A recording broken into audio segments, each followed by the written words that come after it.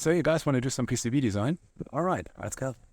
Hey nerds, welcome back. And after so much software we did in the last parts, now something completely different. We do hardware. Well, we do hardware design. And we do this with, let me type this over here, EasyEDA.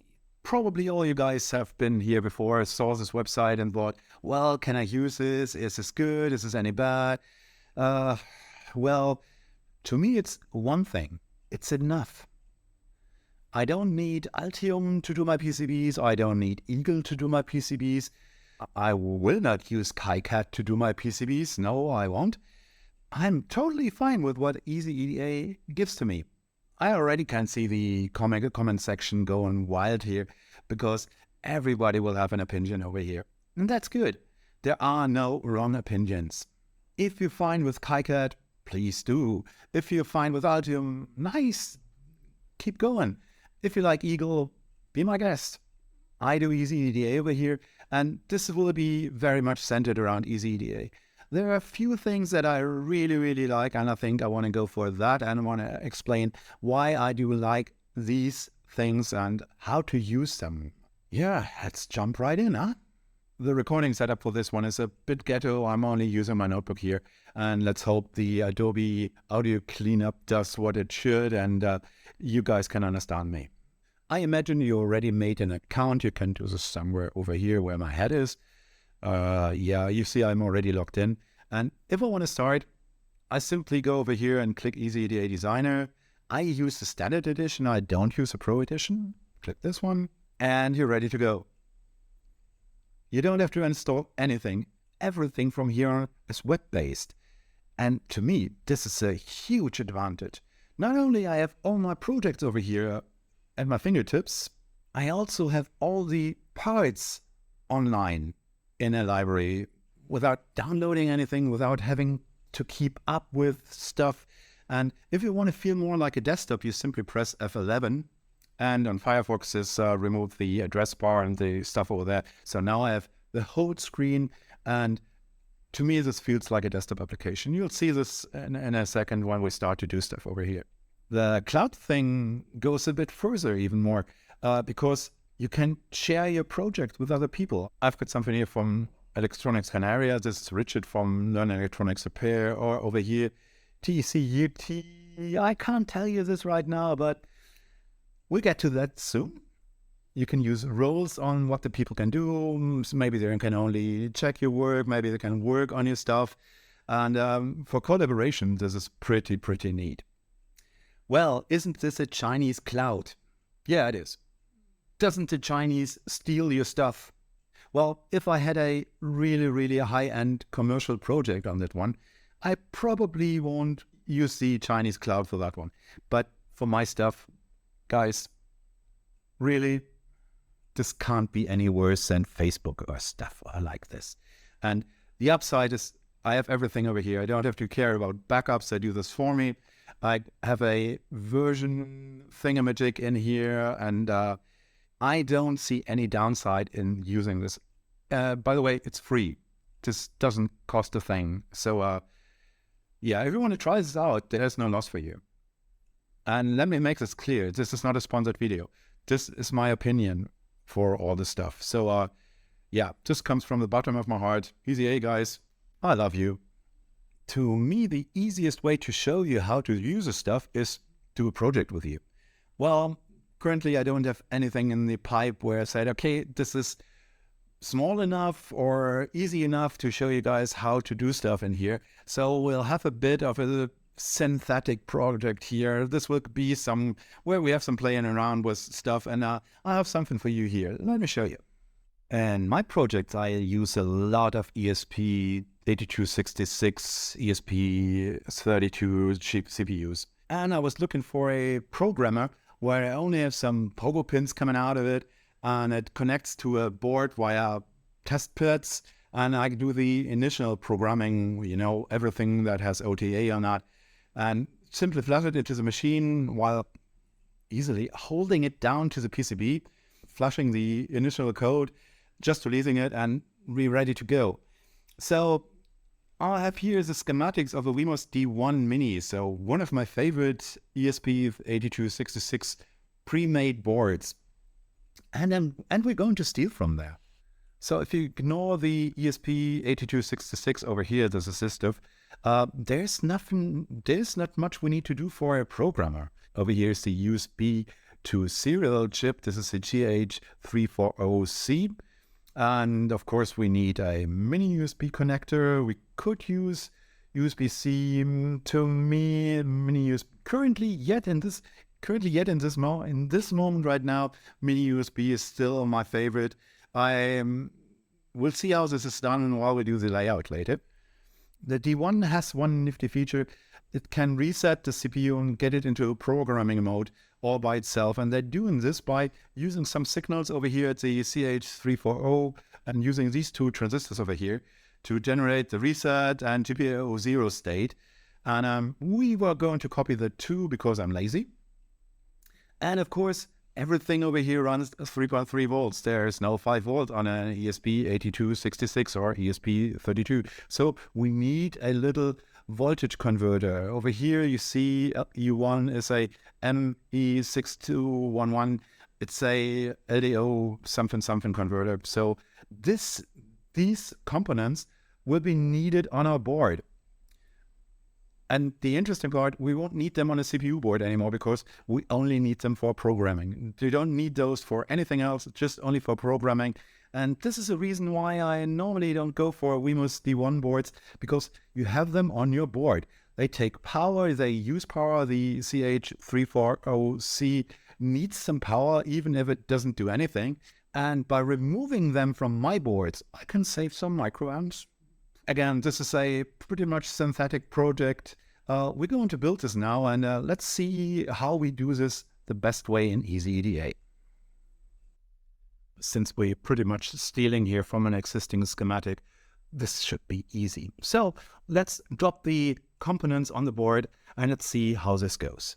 I need a new command project over here, and let's call this VH340C serial. All right, over here is my project, and currently there's only one sheet in here. What I normally start with, and I really do this, modify this one and give it a name, even if it's only the same name as your project.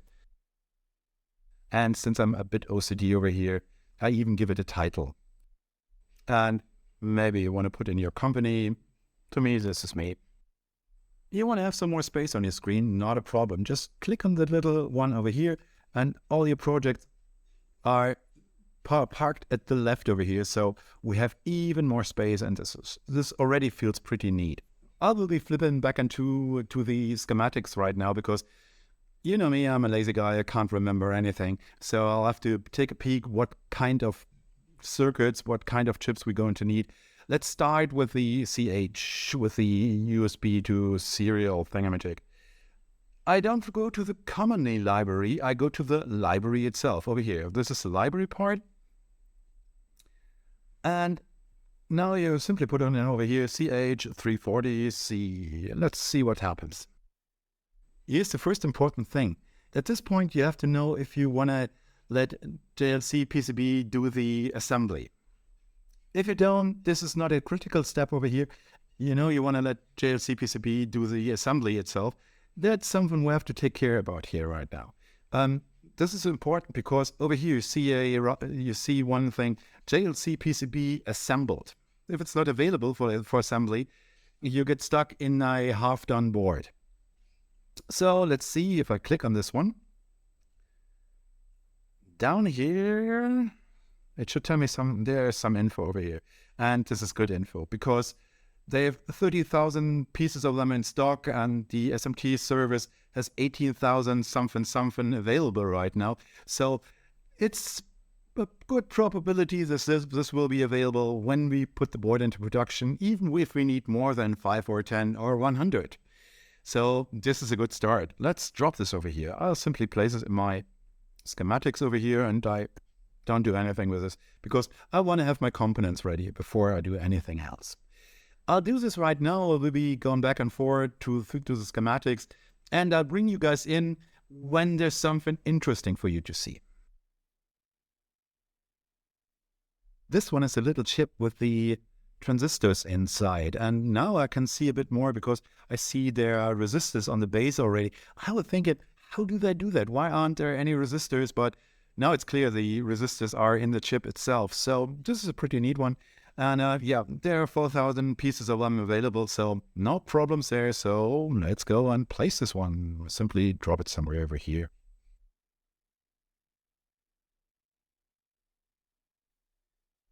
This is the voltage regulator, and this one is a bit more tricky because there are a lot of them and some are not available. So if you look at the number over here, this is a C33. So this is probably 3.3 volt regulator.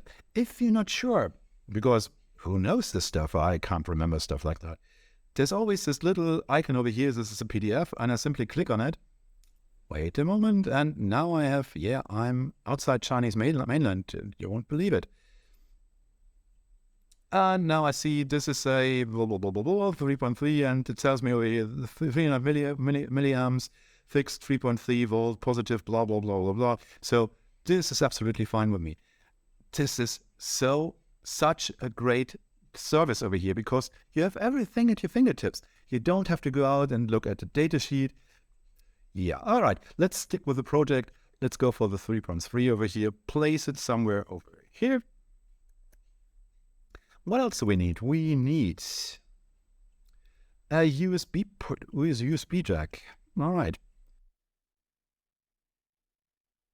All right, I searched for the USB mini jack, and I have to look at the JLC PCB assembled. This is again important because you want to have them assembled. And since USB mini jacks are 105 variations over here, we have to do a bit of digging here. We have to see what looks good. I'll normally go for, you see, this is a symbol over here, this is a footprint over here, and here we have the real part. So let me have a look around what looks good and what's available. Yeah, that's the second one. And I found one. I think this one works fine. They have 22,000 of them available, 12,000 for assembly. So yeah, I go for that. I'm fine with that, and I think this will work out. Again, this is important when you want JLC PCB to do the assembly for you. If you know you have your parts in stock, and then you have to figure out what is the footprint that fits your part closest. This could be a pain in the neck too. Yeah, believe me, I've been there. Sometimes it gets even so worse that you have to draw your own footprint for that. All right, let's place this and use this. So there's my part. So now we have the parts. Let's go for the smaller parts, so resistors, capacitors, and maybe an LED. An LED would be nice, huh? All right, let's drop this on there. And here's one of the first big tips. Let me see what we need. We need, say, some 470 resistors over here. R12 is a 470, and this goes to RX. Let's do this. We need a resistor for 470 ohm. We want to have this in, say, 0603. In an emergency, I can hand solder that. If I go smaller, well, my eyes aren't that good anymore. So everything below 603, nah, I don't like that. I can do this, but I don't like it. And we can search for them now. And here's the first big tip in this video. You see where here it says JLC PCB part class. So they all say extended. Extended is a thing. They have basic parts. Basic parts are probably always loaded into the feeders, and they have the extended parts. There has to be some guy coming out, dropping in what you ordered over here, and then it gets assembled to the board. But extended parts are more expensive. So if we type basic over here in our search, it shows us all the basic parts and not the extended parts. So this makes your PCB way cheaper. And I already found my resistor over here. This is a 470 ohm, R603, it's done by what is that? Uni Royale. I never heard of that. But I don't care. This is simply a resistor. I don't need precision here. I only need a probably current limiting thing. So let's place this. I know it needed somewhere over here, so I simply drop it over here. And while I'm on it, we'll have a power LED something. So 470 ohm is pretty fine for a current limiting resistor for an LED. So let me zoom in here a bit. I hate it when the omega is there, so I'll change it to this. Yeah, some people are going to scream again. I don't care. I'll do this way. And I do a copy and V. Now I have two of these resistors. The number is automatically given. And now I need no, that's the wrong one. This is the right one. Now I need a, say, LED. Again, 6.3. And let's see what's happened. Let's set. Extended part is expensive, so let's say basic. Yeah, and I'm fine with anything over here. So there's a nifty blue one that will do fine. Everlight, yeah, looks like an LED. So place this over here, rotate, drops this over here, get the resistor, rotate. So now we have our power thingamajig LED. And I don't need this number. I really don't. I don't only need to know this is power. So around the voltage regulator up here, there's some 1 microfarad capacitors, and over here is a 10 mic and a 100 nano. So let's drop them on the board. I had a typo over here. I typed 100 microfarad in 603. That's not possible. But since I'm looking for a 100 nanofarad anyways, there's my 100 nanofarad, and this is a basic part, so it's a cheap one. And I'll place this over here. I'll simply drop it somewhere here. Notes that I need. Yeah, I told you my memory is really, really horrible. So I have to switch this all the time. So 1 mic, the good Samsung ones. And if you look at the number over here, these are, I think, 62 million pieces of them are lying around in the factory. So chances are they will be available. So place, and we need 2 of them. And I have those 2, and I have the 100 now. So I need a 10 mic. And right here, I have the 10 mic, both of them Samsungs. And if I want to be really stingy, I can check the prices over here, so I can choose the cheaper one. This one is way more expensive. So I go for the real cheap one, and they have millions of them lying around. So place, and now I have my 10 mic over here too. Over here is the connector. There's a interesting design idea. They're using a little Schottky diode over here to be on the safe side when you connect the USB part, so that you can't have a backward current going into your USB port. That's probably a good idea. I think I want to steal this, so let me put in a B5819 over here. Again, there's a basic part for that in the SOD 123. So let's see if it's available. It's available and it looks nice. So there's my Schottky. Before I go into the layout, just for you guys to remember, if you check out the library and you're looking for your parts, don't only type the number, remember to type basic behind that. Yeah, you probably can scroll through the whole shebang and it will find the same. But this way, you always get the basic part, and the basic parts are the cheap ones. I got my stuff over here. I'll be doing some layout right now, and I'll bring you guys back in when I have something that looks like a schematic ready.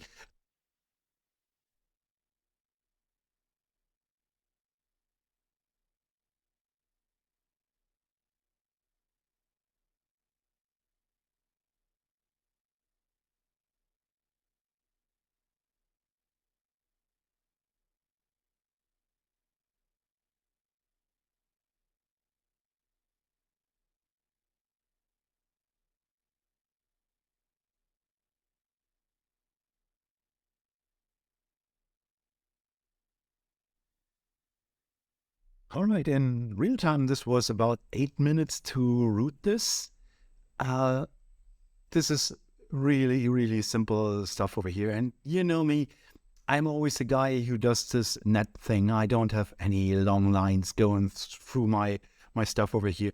This, for me, this is a way to get the schematic drawn. And if we look over here, they're doing pretty much the same in this schematic here.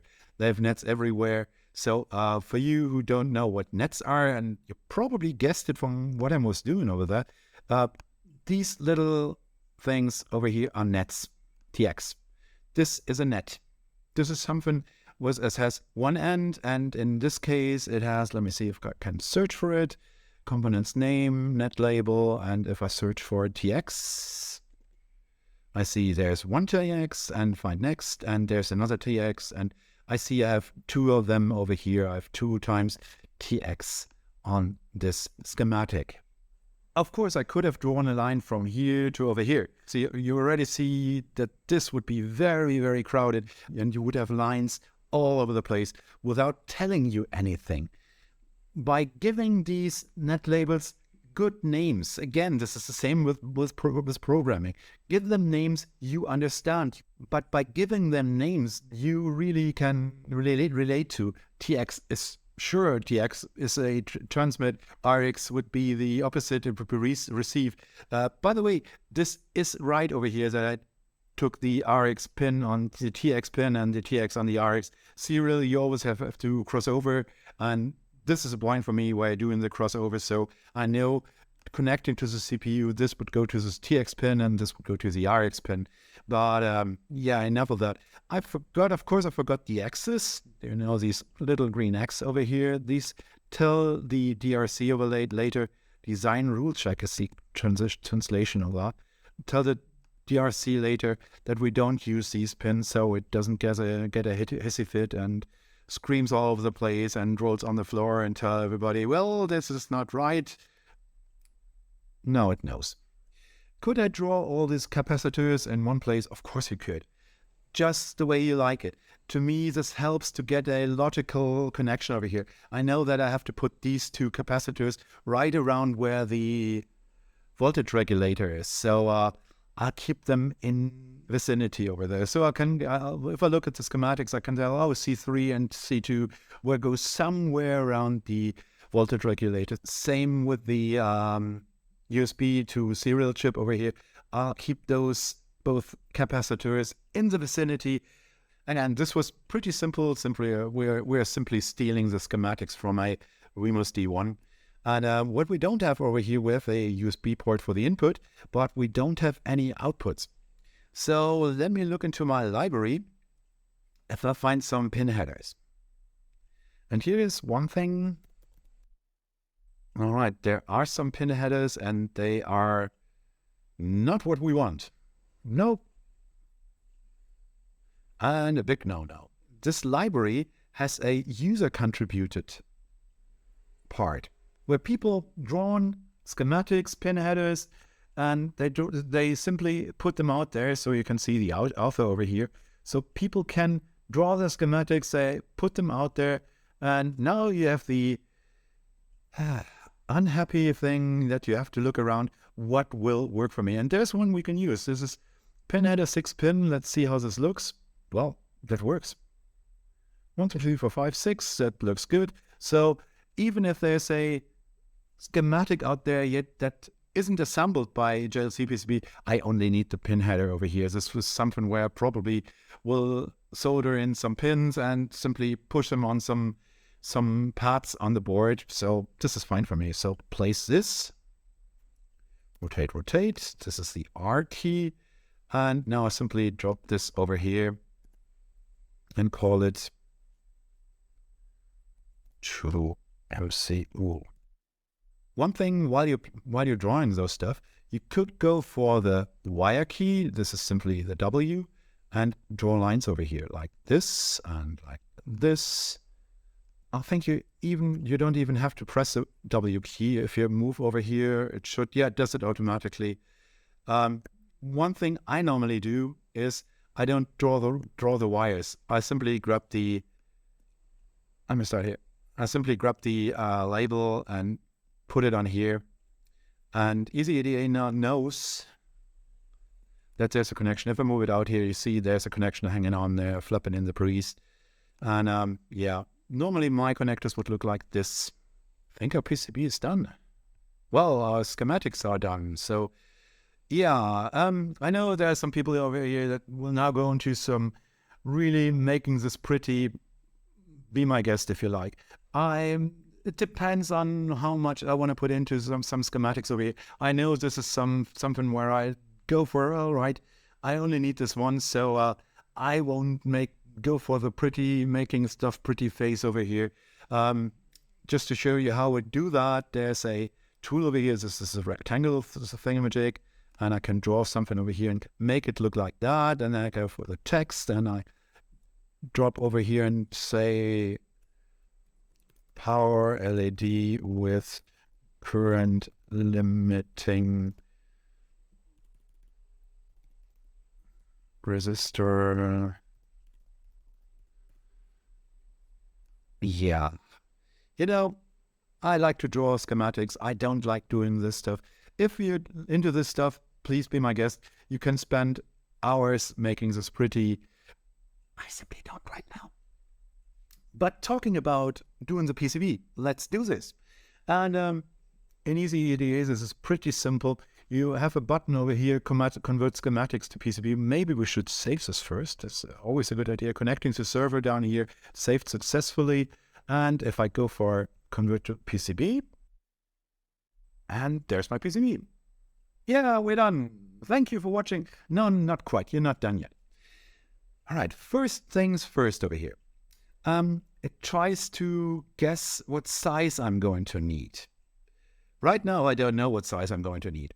I don't care what size I'm going to need as long as it's small, because I'm the guy who always does this stuff pretty small. So I'm going to cancel this. And the first thing I'm going to do, I'll throw away the border outline over here, because I don't need them right now. This is not the point where I want to go for the border outline. I'll do this later, and we'll get to this in a sec. The next thing is a bit controversial. I know people who says, okay, well, I need my part number over here, and I want to see what this thing is. I normally go the other way around, and I don't need to know if this is R1 or R2. The assembly will be done by a JLC PCB anyway, so I don't care what's on there. If I want to have a really tight layout over here, I could go and leave all the component names out. I will do that here. I'll keep some of them. Let me do this, and I'll bring it back around when I'm done with that. And before I leave you how to do this, you simply go for the part you want to change, and there's a display prefix and there's a name. And I don't want to have them for a USB plug anyways, because I see this as a USB plug, so I don't care about that. For something like the chip over here, I don't need the prefix, so no, but I want to know what the name is. And you saw me typing around with a name, making it pretty a bit. This is an important part, because this name comes right from the schematics. If I go back to the schematics over here, you see that's the name. If you have something over here that says something like this behind it, this would show up on your PCB later. So I don't want to do this, and I only want to go for this name. So let me do the rest, and I'll be back in a sec.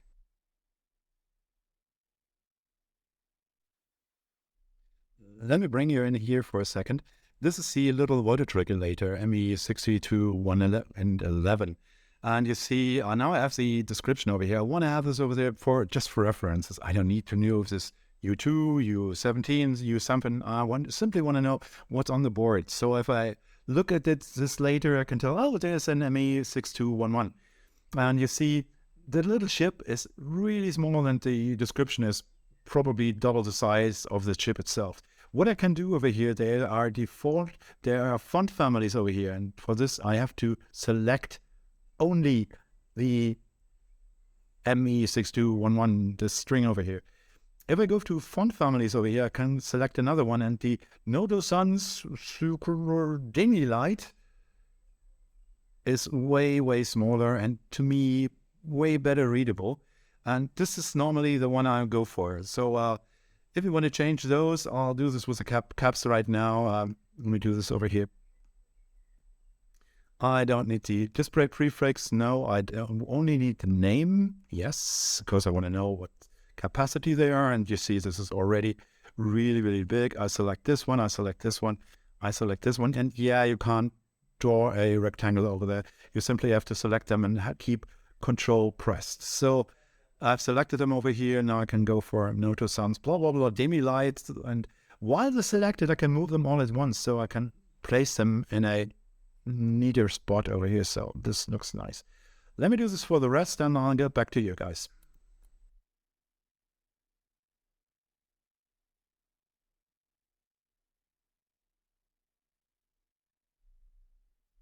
So these are my components. They are all descriptive right now, and you maybe see that I left the power LED, the lettering on the power LED.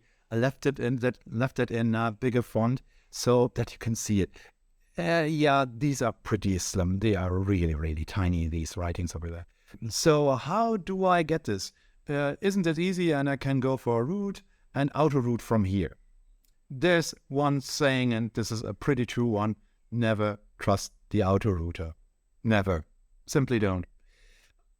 I'm so waiting for the time when AI is developed enough and we have really, really intelligent routing over here.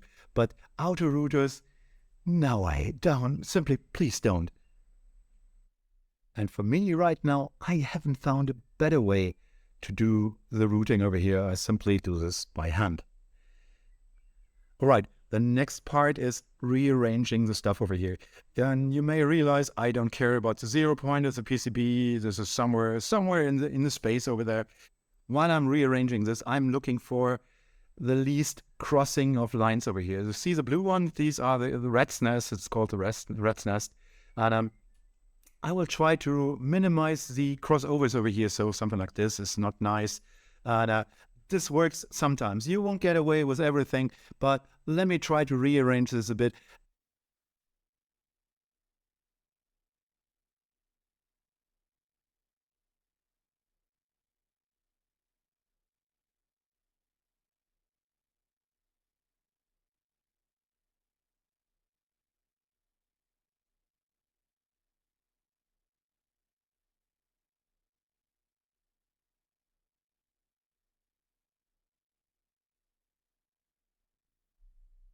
Well, cozy. I call this cozy, man.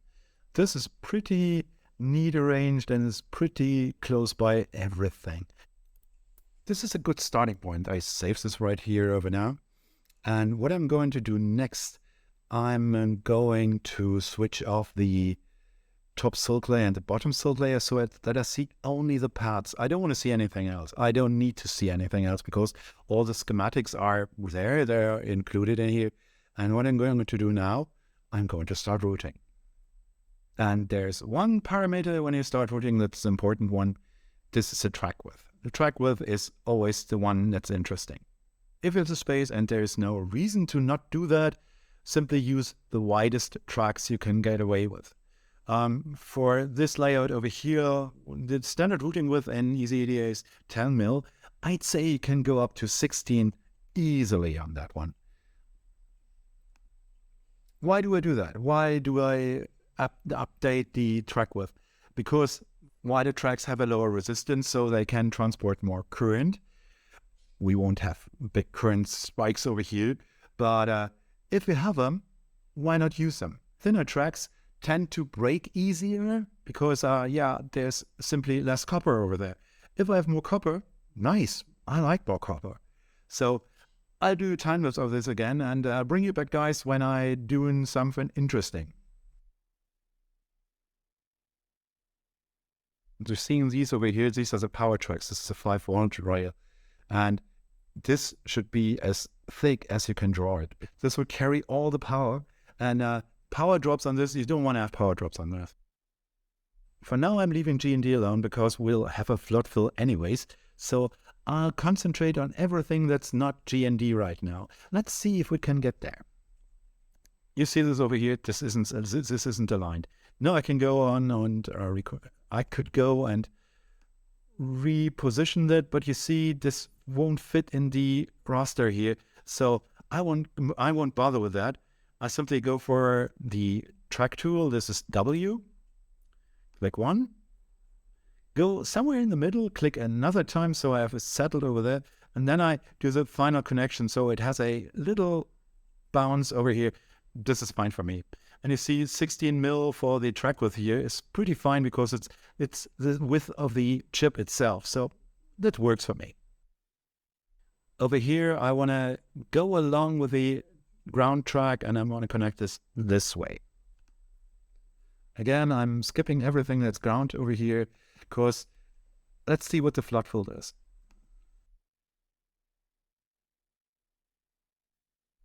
Right, sadly, we won't get away without any wires. So I need my D plus and my D minus. I'll need to do this on the other side because there's way too much stuff going on over here. I had to, and wires don't cost a thing. So why is it is. If I want to draw a wire if I want to change layers in EasyEDA, I'll do this way. I'll start on the top layer because SMD component, of course. Go for my track tool, so W. I click one, draw a line somewhere over here. Drop it over here. This is a one click. Now, without moving my mouse, my cursor, this is important. You select the other layer. So you type B for bottom layer, and it automatically sets the wire. And it automatically brings me on the right track so I can go over here, get over, say, there. Now I change the layer again. I simply type T for top layer, and then I connect over here. Yeah, you're right. I could have connected over here, but this is very thin over here, and I have the space, so I go over there. That doesn't matter. Let's see if this will work for my D minus part. Let me zoom out a bit. And I see I have to move this down a bit because I want to have this layer. I can go from here over there with that. So I grab this wire and I move it down a bit, say there. This looks pretty neat. And then I have to go there. That will work out fine. So we're on the top layer. And if you're not on the top layer, simply press T and go for W for a wire tool. Go over there, go over, say there. And remember, don't move the mouse right now because it won't set the wire. And now you press B for bottom or the lower part. I'll still can zoom in while I have my wire hanging over here, flapping in the breeze. Hey, Dave Jones. And now I go for the top layer, move over here. Again, this won't fit in a straight line, and this straight line looks pretty ugly. I want to have my bend in the track. I want to have this over here somewhere, so I drop the track over here, then move in and have this over here. So I have clearance around this pad. I don't want to get close to this pad. Remember, this is a USB port, so what we're seeing here is pretty tiny, really tiny. Oh, I forgot. Look at me, talking around and forgetting to connect these one. Because this is the USB 5 volts going over to the 5 volts over here. I'm just looking over here at my reset circuit. This is the UH, the 2 transistors in one 6-pack. And I see that the pinout here is not the best way to do this. Since we defining a pinout over here, we're just saying, okay, we want to have this in this succession. So this is a moment when I can say, okay, let me save that. Let me go back to my schematics. And I want to change GPIO 0 to reset. I want to exchange those two. So click on the link, just do that. And I want to have a reset on my pin 1, and I want to have GPIO 0 on pin 2. So this will make my life on the layout part way more easier. And now I have to update the PCB. Don't forget this. Yeah, this only tells me, well, I've changed those 2 pins. Yeah, sure, please do. Yeah. Come on. And if I move over here now I don't have this crossing here. So this would make my life way more easy. So yeah, let's give me this one. Can I move in a bit more? Yeah, I can. I'm going to move this a bit more over here and get the top silk layer off and wire those pins. Looking at my through-hole part over here, this was the one we took from the user-generated library.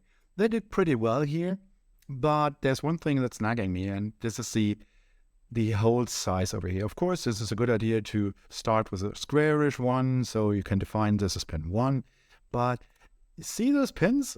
I don't like this. There's really just a tiny bit of copper over there, and we have so much space over here. We could do better with that. Let me go for shape.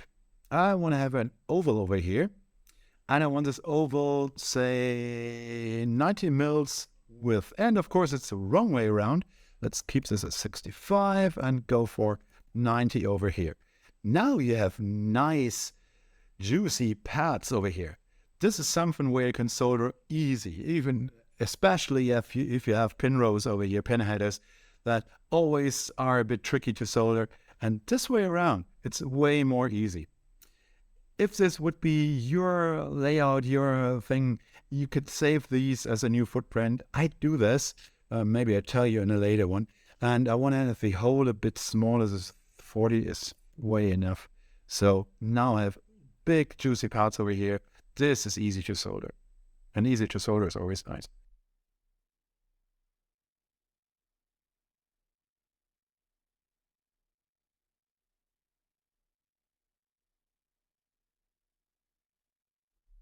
This part is a bit tricky to lay out over here. And I went down with my routing width to 12 mil.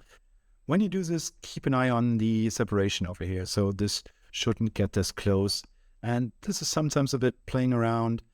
Now you get into clearance over here. So there's probably not a good way. Maybe the way would be to reduce the track width even further. This will work anyways. And I'm a bit anal over here for doing that. So bear with me.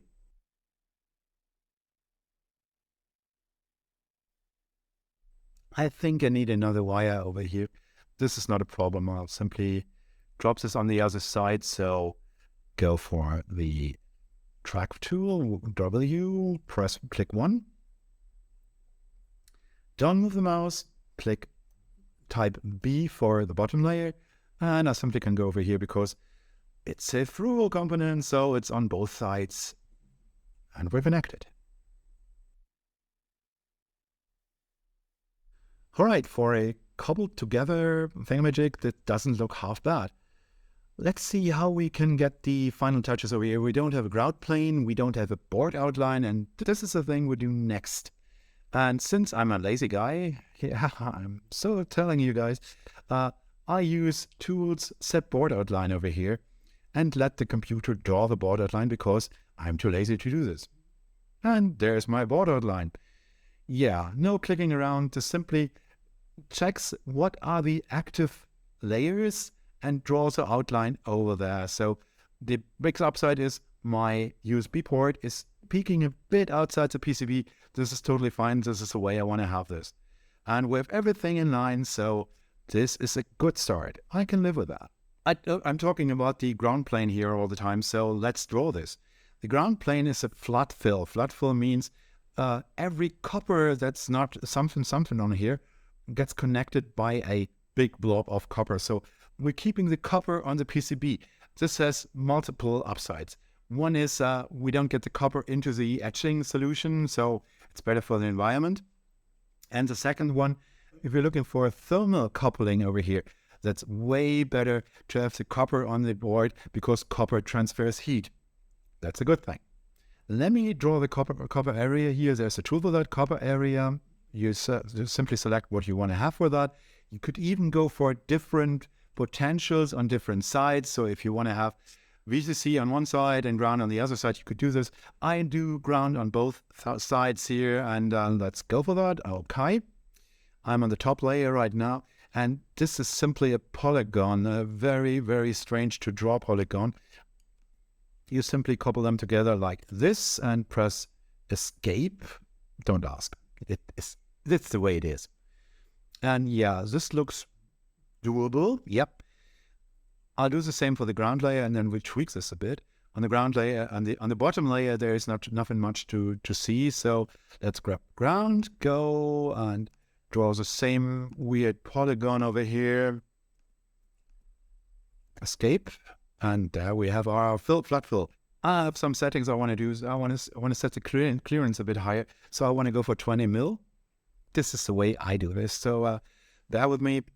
I want to have spokes for the ground connection. Where can I show you that? These are spokes over here. You see these ginormous blocks of copper over here? These are spokes. That means that you don't connect the flat fill directly to the pad, because it's pretty much not solderable if you do. So this is the easy way to keep some energy in there and just have a huge connection anyways. So if I go for that and I want to keep the spokes a bit smaller, we had 16 mil as a standard for the track width. I'll go for 15 over here. And now you see we still have very, very good connection to the ground layer over here, but this is solderable without that all your temperatures get sucked out by the ground plane. I'll do the same for the other side. Clearance 20. Spoke width 15. Let me see how this looks.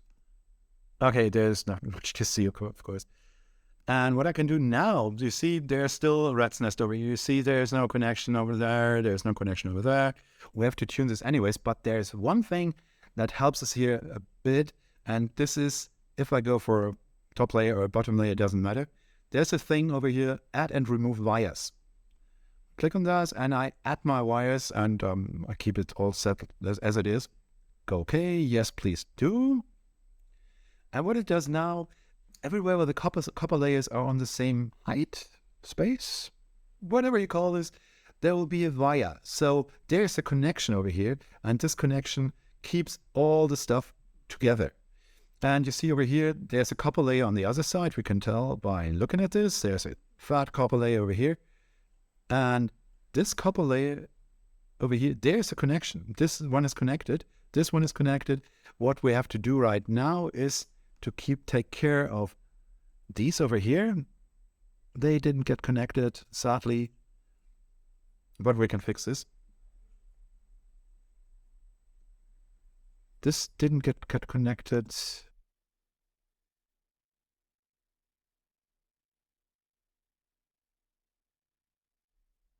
So that's it. All the connections are done. All the connections are layouted. If you want to check if everything's fine, just deactivate everything over here and go look at the rat's nest. Rat's nest must be on. If you want to see more, you can even disable the grid. If you now see anywhere a blue line would be bad, because that means there's a track that is not routed. We don't see any blue lines, so we're done. Let me activate all the stuff. And let me get the grid back. You'll maybe want to save this. Now would be a good time to do all the writing you want to do on the board. So you maybe want to put on what it is, who made it, stuff like that. I won't go into this here because this is something you can do by yourself. Well, guys, will you look at this? We're done. We really have our PCB done over here. And for a really fast thing, I think I didn't take an hour for doing the stuff from the layout to the PCB. This is nice. I could work with that. You remember this is for a demonstration only, so won't have the real live PCB over here, but we can check it out in the 3D view. Let's have a look how this would look in 3 dimensions. And this looks pretty neat, I'd say. Yeah, I can live with that. I really can live with that. I think I threw on the whole wrong connections. This looks like a mini and not a micro think I typed mini. I'm not sure. Well, normally I'd go back to the drawing board right now and replace this one with a micro connector. Well, for demonstration purposes only, so let's keep it this way and don't talk about it.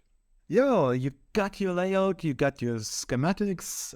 How do we get a PCB? We want to have a PCB. So let's click over here, Gerber, the little G thing is it, and I want to generate my Gerber. I ignore everything it says over here and simply go for one-click order, PCB, SMT, and it tells me, yeah, I want to do that. And now I get thrown over to JLC PCB. This is the hardware manufacturer. And look at this. I didn't save anything. This is directly from the cloud. It grabs the data directly from EasyEDA and throws this into JLC PCB. And there is my layout. This is the thing we just drawn. Nice. It's already there. All right, let me scroll down a bit. Dimensions, so we know how many were, what size this is. Oh, this could get a bit finicky. I think 15 mil is the lowest part. Let's see what happens here. The quantity over here, you can set the quantity over here. Sure, of course, I'd leave it with 5. I don't need 80,000 right now. Maybe later. The important part, of course, what color do you want? I go for the purple one. I like the purple ones. And I normally don't go for 1.6 mil. I don't have these thick PCBs lying around. I like 1 mil as a PCB. This is totally fine with me. I don't need more. Not sure if I can do the assembly with purple. What we find out right now. So scroll down a bit.